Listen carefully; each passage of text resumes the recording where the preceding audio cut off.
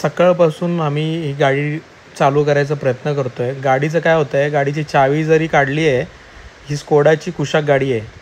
चावी जरी काढली तरी गाडीचं इंडिकेशन जात नाहीत, सगळ्या इंडिकेशन चालू राहत आहेत.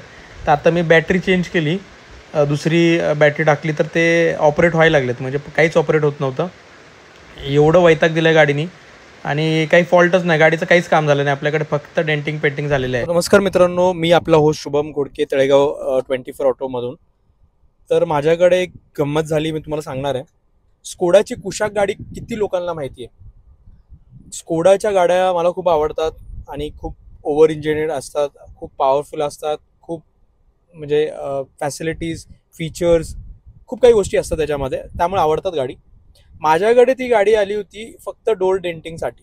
एक पॅनल होता लेफ्ट साईडचा, मागचा दरवाजा तिचा डेंट झालता. तर ते 2022ची गाडी, नवीन गाडी आहे, तर त्यासाठी आली होती. तर तुम्हाला लिटरली सांगतो मी, आपण फक्त दरवाजाचं पॅनल खोलून डेंट करून पेंट करून ती गाडी परत तशी ठेवली आणि दुसऱ्या दिवशी गाडी चालूच होत नाही.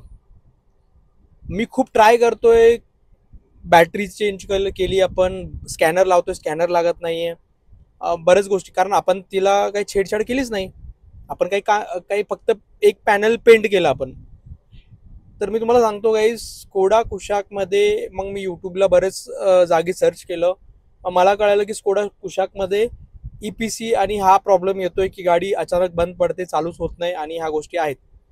तर कस्टमरला मी तरी म्हटलं की बाबा फ्यूज वगैरे चेक करूया, बट कस्टमर समजदार होता, पण आम्हाला त्यांनी काही बोललं नाही. कारण त्याला म्हटलं, सर माझ्याकडे कॅमेराज आहेत, तुम्ही कॅमेरे चेक करू शकता, आपण गाडीचं काही खोललेलं नाहीये, आपण फक्त गाडीचं डेंटिंग पेंटिंगच, एकच पॅनल आपण डेंट पेंट केलेला आहे, दुसरं गाडी आपण कुठे घेऊन नाही गेलोय. आपण काय, कसं असतं, कस्टमरला असं वाटतं की बाबा हे लोक गाडी कुठेतरी घेऊन गेले असतील, काही केले असतील, गाडी खोलली असेल, काहीतरी झालं असेल. पण अशासाठी गाईज तुम्हाला सांगतो, जेवढे वर्कशॉप ओनर्स आहेत त्यांनी तर कॅमेरा लावलेच पाहिजे आणि काळजी घेतली पाहिजे. कारण की ह्या गाडीमध्ये कंपनीनी सुद्धा म्हटलं आहे की प्रॉब्लेम आहे, ती गाडीचं EPCचं प्रॉब्लेम, गाडी बंद पडायचा प्रॉब्लेम, फ्यूल मोटर जळायचा प्रॉब्लेम, ह्या गोष्टी आहेत. तर ते कस्टमरला सांगितलं, सर यूट्यूब पे आप चेक करो, 2022 मॉडल की गाड़ी कुशाक स्कोडा, EPC का प्रॉब्लम आता है गाड़ी में, और गाड़ी कंपनी ने सामने से वापस सारी गाड़ी बुलाया था कि आप वापस गाड़ी दे, हम लोग ये प्रॉब्लम सॉल्व करके देंगे. तो गाइस, कस्टमर को मैंने समझाया, कस्टमर समझ गया, थैंक्स गॉड.